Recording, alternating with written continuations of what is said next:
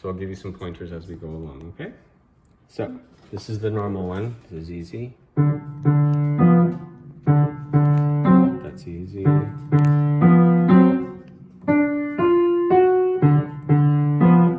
Same thing. A little bit different here. Now, don't forget your B flat.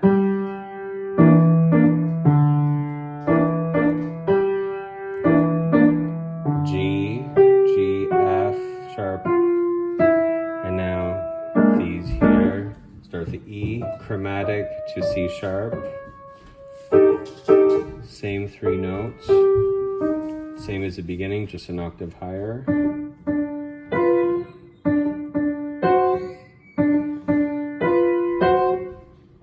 Now this one's different.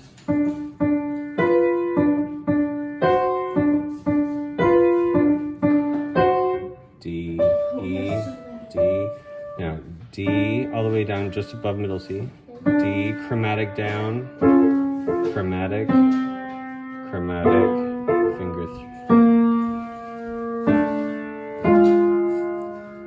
That was an A and a D. And then play your A, D, F, F sharp, A, D, F sharp, F sharp, A, and then A and A together, D and D.